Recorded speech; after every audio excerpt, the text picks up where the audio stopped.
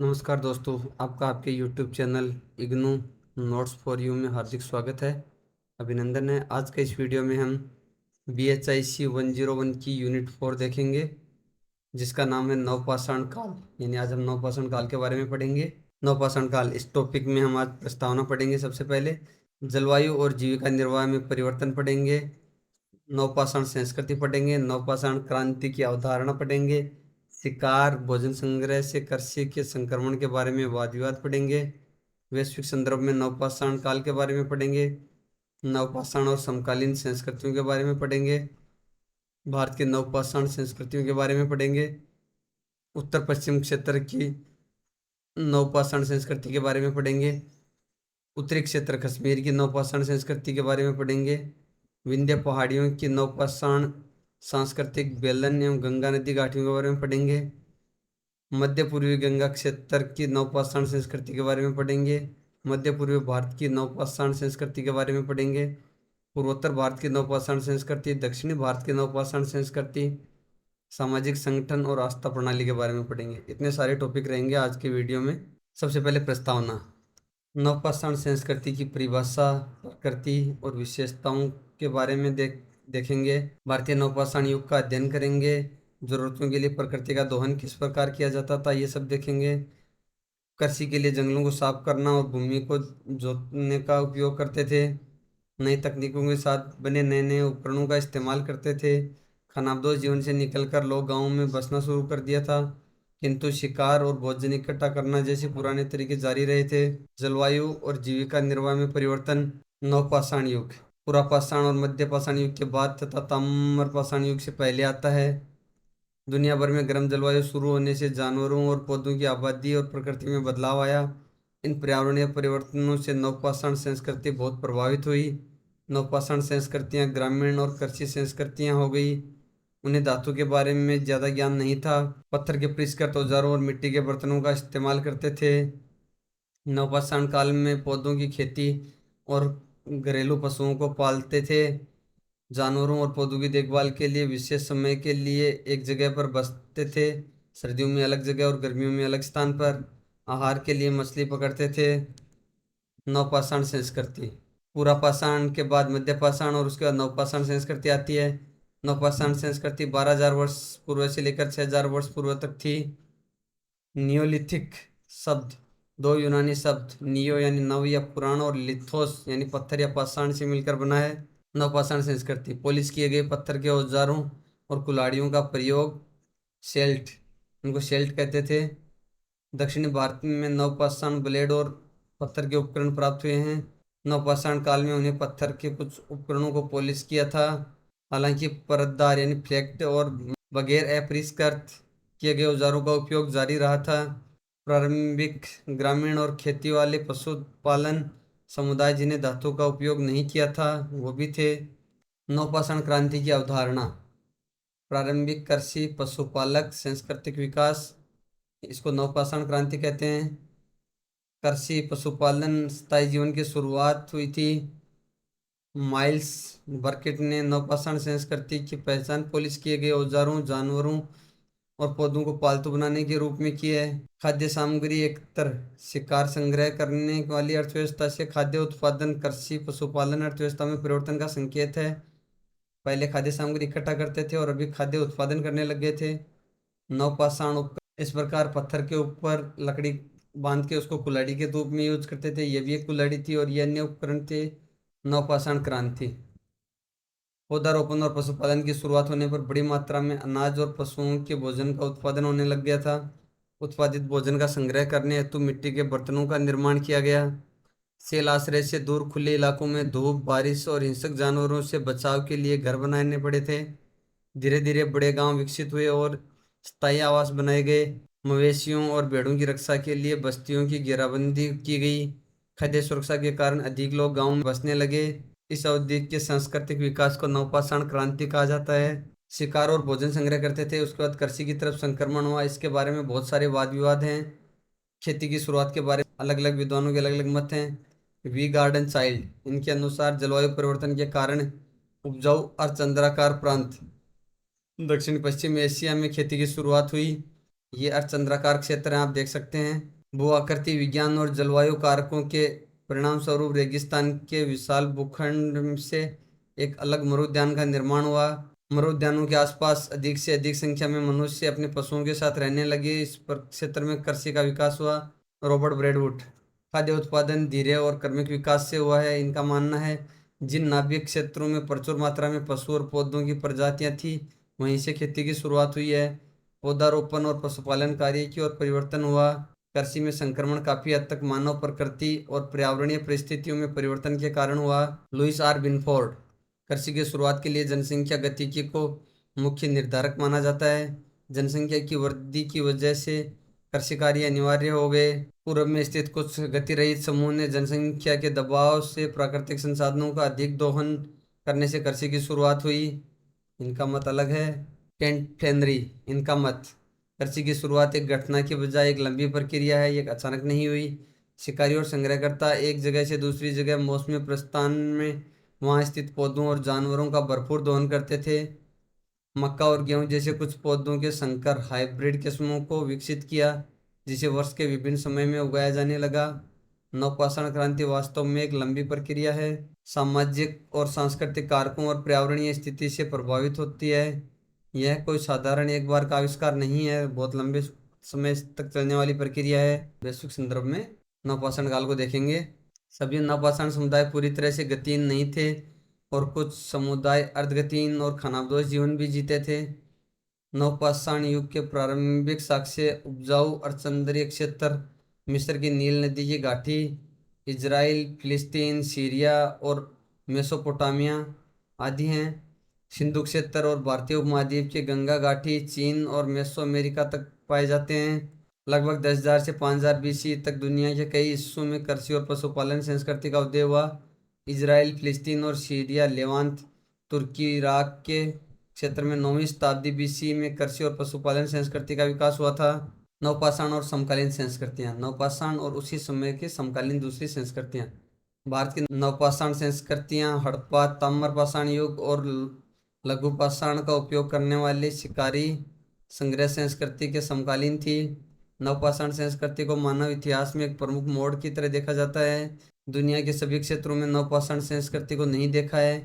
नवपाषाण संस्कृति पहली बार भारत के उत्तर पश्चिम भागों में और बाद में कश्मीर, दक्षिण भारत और पूर्वी भारत में हुई थी। तमिलनाडु और केरल में मध्य पाषाण संस्कृति के बाद लोह युग संस्कृति का शुभारंभ हुआ था। तांबे के उपयोग को छोड़कर ताम्र युग संस्कृतियों और नवपाषाण संस्कृतियों के बीच बहुत अंतर नहीं था। भारत की नवपाषाण संस्कृतियां, भारत की नवपाषाण संस्कृतियां पाषाण युग के अंत को चिन्हित करती हैं। व्यापक खोज और उत्खनन से भारत की नवपाषाण संस्कृतियों के बारे में काफी मात्रा में सामग्री प्राप्त हुई है। भारत में नवपाषाण संस्कृतियां एक ही समय में हर जगह विकसित नहीं हुई, नहीं एक साथ समाप्त हुई। क्षेत्रीय भिन्नताएं भी थी। भारत का नवपाषाण काल स्थिर, अर्धस्थिर ग्रामीण संस्कृति का मिलाजुला स्वरूप था। भारतीय उपमहाद्वीप में नवपाषाण संस्कृति के प्रमुख क्षेत्र: उत्तर पश्चिमी भाग अफगानिस्तान और पाकिस्तान के क्षेत्र, उत्तरी क्षेत्र कश्मीर का क्षेत्र, विंध्य की पहाड़ियाँ और गंगा घाटी में प्रयागराज, मिर्जापुर और बेलन नदी घाटी का विंध्य क्षेत्र, मध्य पूर्वी गंगा घाटी क्षेत्र, बिहार के उत्तरी भाग का क्षेत्र, मध्य पूर्वी क्षेत्र, उड़ीसा और बंगाल के क्षेत्र के साथ छोटा नागपुर क्षेत्र को छोड़कर उत्तर पूर्वी क्षेत्र, असम और उप हिमालयी क्षेत्र, दक्षिणी क्षेत्र प्रायद्वीपीय भारत मुख्यतः आंध्र, कर्नाटक और तमिलनाडु के कुछ हिस्से।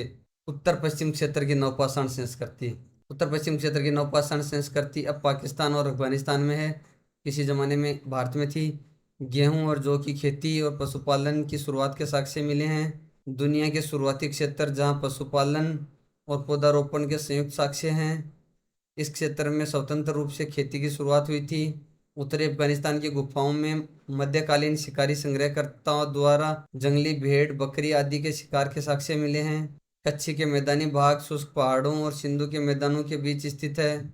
इस क्षेत्र के महत्वपूर्ण नवपाषाण स्थल कच्ची मैदानों में मेहरगढ़, केटा घाटी में किली गुल मोहम्मद, लोरलाई घाटी में राणा गुंडई और सूरब घाटी में अंजीरा प्रमुख स्थान हैं।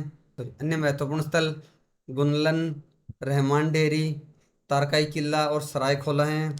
इनमें से कुछ प्रमुख स्थानों का हम अध्ययन करेंगे, जैसे मेहरगढ़, बेलन घाटी के तट पर बलूचिस्तान के कच्चे मैदानों में स्थित 200 हेक्टेयर का क्षेत्र था।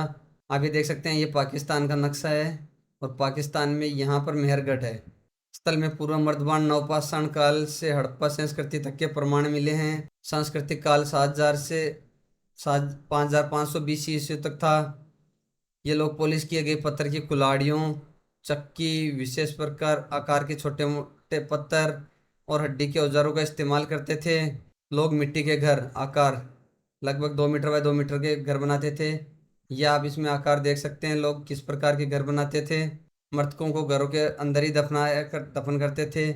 शवों के पास बकरी की लाशें और आभूषण भी रखे मिले हैं। लोगों द्वारा शंख, चूना पत्थर, फिरोजा मोती, लाजवर्द और बलुआ पत्थर के गहनों का इस्तेमाल करने के सबूत मिले हैं। मेहरगढ़ का स्थल महत्वपूर्ण है क्योंकि इसमें मवेशियों, भेड़ बकरी आदि पशुओं को पाला जाने लगा था। गेहूं और जौ की खेती का शुभारंभ हुआ, जो दुनिया को अपनी तरह से पहला सबूत है। उत्तर क्षेत्र कश्मीर की नवपाषाण संस्कृति। उत्तर क्षेत्र की नवपाषाण संस्कृति हड़प्पा सभ्यता के समकालीन है। बुरजाहोम, गुफरकाल और कानिसपुर में उत्खनन से नवपाषाण संस्कृति के संबंधित महत्वपूर्ण सामग्री प्राप्त हुई है। बुर्ज होम, ये बुर्ज होम की लोकेशन है, यहाँ पर है बुर्ज होम। नवपाषाण काल के लोग कश्मीर क्षेत्र के ठंडे मौसम से बचने के लिए गड्ढों वाले घरों, भूमिगत आवास लगभग 4 मीटर गहराई में रहते थे। मतलब उनके घर आप देख सकते हो, ऐसे घर मिट्टी के अंदर बने होते थे, गड्ढे में रहते थे। मोटे हस्तनिर्मित मिट्टी के बर्तनों का उपयोग शुरू किया था। ये मोटे हस्तनिर्मित मिट्टी के बर्तन हैं। लोग पत्थर की कुल्हाड़ियों, छेनी, फरसा, मुसल, कुदाली आदि का उपयोग करते थे। ठंड से बचने के लिए जानवरों के खाल को सुई से सिल्के कपड़ों के रूप में इस्तेमाल करते थे। हड्डियों से बनी बच, सुई और तीर का इस्तेमाल किया जाता था। पालतू जानवरों में भेड़, बकरी, सुअर, कुत्ता आदि शामिल थे। पत्थर पर शिकार का दृश्य, सूर्य और कुत्ते का भी चित्र है। ये देखिए, शिकार धनुष से, तीर से शिकार कर रहा है आदमी, और सूर्य और कुत्ते का भी चित्र है। गुफरकाल, गुफरकाल के स्थल में 3 सांस्कृतिक चरणों के प्रमाण मिलते हैं। 3000 BC के आसपास इस स्थल पर लोगों के बसने और गड्ढों में रहने के प्रमाण मिले हैं। पोलिस पत्थर के उपकरण, चिक्की, सींग के उपकरण, सेल खट्टी मनकों का उपयोग। कश्मीर नवपाषाण में कुछ विशेषताएं जैसे कि गड्ढों में रहना, फसल काटने के औजारों का उपयोग, जानवरों के सींग व हड्डी के उपकरण, कुत्तों के दफनाने और शवों पर लाल गेरू रंग का उपयोग महत्वपूर्ण है। विंध्य पहाड़ियों की नवपाषाण संस्कृति। बेलन एवं गंगा नदी की घाटियाँ। भारत में सबसे पहले नवपाषाण की बसावट बेलन नदी घाटी में है। इस क्षेत्र के महत्वपूर्ण उत्खनन स्थल चौपानी मांडो, कोल्डियावा, लेहुरा देव और गंगा घाटी के महाग्रा हैं। घास एवं जंगली पत्तों व मिट्टी के पुते घर, सूक्ष्म पाषाण से निर्मित उपकरण, चक्की, मूसल, हाथ से बने मिट्टी के पात्र मिले हैं। मुख्य सामग्री के रूप में विकसित डोरीदार पत्थर, जिसमें कटोरे और भंडारण जार शामिल हैं। लोग खेती और पशुपालन, मवेशी, भेड़ बकरी, हिरण आदि का पशुपालन करते थे। मागरा में घरेलू चावल के उपयोग के प्रमाण जले हुए अनाज के रूप में मिले हैं। मध्य पूर्वी गंगा घाटी क्षेत्र की नवपाषाण संस्कृतियां। चिरंद, सारण जिले में घाघरा नदी के तट पर। चेचर, सोनूवर, सासाराम के पास। तारादीप में लगभग 2000 BC से लोगों के निवास के प्रमाण मिले हैं। सोनूवर में खेती कर उपजाए गए चावल, जौ, मटर, मसूरा और बाजरा आदि के साक्ष्य मिले हैं। चिरंद के स्थल से मिट्टी के फर्श, मिट्टी के बर्तनों, सूक्ष्म पाषाण से निर्मित वस्तुएं, पॉलिश की गई पत्थर की कुल्हाड़ियों और पक्की मिट्टी से निर्मित मानव मूर्तियां मिली हैं। चिरंद में मिट्टी से बने दीवारों व घास और जंगली पत्तों से निर्मित छत व गोलाकार अर्धवृत्ताकार घर मिले हैं। ये आप इनकी मिट्टी से बनी मूर्तियां देख सकते हैं। ये कुछ औजार देख सकते हैं, इनके किस प्रकार यूज करते थे। इस स्थल में चावल, गेहूं, जौ, मूंग, मसूर के पौधों के अवशेष मिले हैं।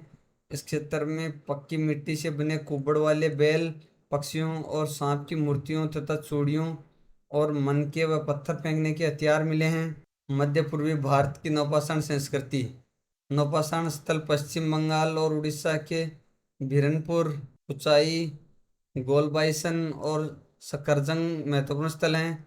पूर्वी भारतीय नवपाषाण स्थलों में कंदों वाली कुल्हाड़ियों, नुकीले बट वाली कुल्हाड़ियों और छेनी के प्रमाण मिलते हैं। इस क्षेत्र में गद्दा, लोढ़ा, मुसल, मोटे लाल बर्तन, डोरीदार मिट्टी के बर्तन, फर्श और हड्डियां मिली हैं। पूर्वोत्तर भारत की नवपाषाण संस्कृति असम और उत्तरी छत्तीसगढ़ की पहाड़ियों तथा गोरो और नागा पहाड़ियां उच्च वर्षा वाले क्षेत्र हैं। मार्कडोला, दाओजली, हडिंग और सरुटारू असम क्षेत्र के नवपाषाण स्थल हैं। कंदे वाली कुल्हाड़ियों, गोलाकार कुल्हाड़ियों, डोरी तथा बेलचा, मुद्रित मिट्टी के बर्तन आदि मिले हैं। उत्तर पूर्वी भारत में नवपाषाण संस्कृति थोड़े बाद की अवधि की है। इस क्षेत्र में झूम खेती, रतालू, यम इस प्रकार का तनारित फल है, यानी एक प्रकार का यह रतालू और एक प्रकार का तनारित फल है की खेती होती थी। मृतकों के लिए पत्थर और लकड़ी के स्मारक बनाने और ऑस्ट्रो एशियाई भाषाओं की उपस्थिति के प्रमाण मिले हैं। दक्षिण भारत की नवपाषाण संस्कृति आंध्र प्रदेश, कर्नाटक और तमिलनाडु के कप्पल, बुंदीहल, कोडेकल, कुड़ातिन्नी, संगनकलू, टी नरसीपुर और ब्राह्मणगिरी दक्षिण भारत के नवपाषाण स्थल हैं। ये स्थल गोदावरी, कृष्णा, पनेरू, तुंगभद्रा और कावेरी नदियों की घाटियों में मिलते हैं। आंध्र प्रदेश के उन्नूर और पलवोई, कर्नाटक के कोडेकल, पुणल और बुद्धिहल में राख के टीले मिले हैं। गाय के गोबर को बार बार जलाने से वह काचित कांच के समान हो जाता था और ज्वालामुखी की राख की तरह दिखता था। राख के टीलों के आसपास घरों और कब्रगाहों के प्रमाण मिले हैं। ये लोग मृत लोगों को घरों के भीतर ही दफन करते थे। कृषि आधारित ग्रामीण अर्थव्यवस्था थी। ये मवेशियों, भेड़, भैंस, बकरी, सुअर, कुत्ते और उल्लू को पालते थे। मवेशी उनकी अर्थव्यवस्था का मुख्य स्रोत थे। पक्की मिट्टी से बनी मवेशियों की मूर्तियां मिली हैं। नवपाषाण काल के लोग जौ, बाजरा, दालें, चावल और फलियां उगाते थे। पॉलिश की गई पत्थर की कुल्हाड़ियों, पत्थर के बने ब्लेडों, चाकुओं, गंडासों, खुरचनियों का उपयोग किया जाता था। राख के टीले वाली जगह पर मर्द बालकों को दफन करते थे। मवेशियों को काटते और मृतकों को दफनाते थे। राख के टीले, ये हैं राख के टीले। राख के टीले नियमित नवपाषाण ग्रामीण बस्तियों में पाए जाते हैं। शुरुआत में इन राख के टीलों को महाभारत के राक्षसों के दाह संस्कार के साक्ष्य के रूप में मानते थे। दूसरे दृष्टिकोण में उन्हें कंकर पत्थर या ज्वालामुखी राख के भूवैज्ञानिक जमावड़े के रूप में माना था। अन्य विचार के तहत विजयनगर साम्राज्य और दिल्ली सल्तनत के बीच युद्धों में अपने पतियों को खो देने वाली महिलाओं द्वारा सामूहिक सती के भौतिक अवशेषों के रूप में मानते हैं। एक अन्य विचार के तहत इसे लोहे और सोने को गलाने, ईंट बनाने और मिट्टी के बर्तन बनाने से संबंधित जमी राख मानते हैं। सामाजिक संगठन और आस्था प्रणाली, लोग स्थानबद्ध और अस्थानबद्ध बस्तियों में रहते थे। उनका सामाजिक संगठन शायद राजनीतिक स्तर का था। भूमि और पौधों के स्वामित्व का विचार उभरा क्योंकि पौधों को उगाया और जानवरों को पालतू बनाया जाने लगा था। मिट्टी की वस्तुएं और मोती की बनी भौतिक सामग्री सांस्कृतिक उत्पादन में सुधार को दर्शाती हैं। उस समय प्राकृतिक शक्तियों की पूजा की जाती होगी। Thanks for watching my video till and. अगर आपने अभी तक चैनल को सब्सक्राइब नहीं किया है, वीडियो को लाइक नहीं किया, तो वीडियो को लाइक करें, चैनल को सब्सक्राइब करें, बेल आइकन को जरूर दबा दें ताकि आने वाली वीडियो की नोटिफिकेशन आपको मिले। टेलीग्राम ग्रुप को ज्वाइन नहीं किया तो प्लीज़ ज्वाइन करिए क्योंकि आने वाले सारे वीडियो के नोट्स मैं आपको टेलीग्राम ग्रुप में प्रोवाइड करूंगा। Thanks, bye bye.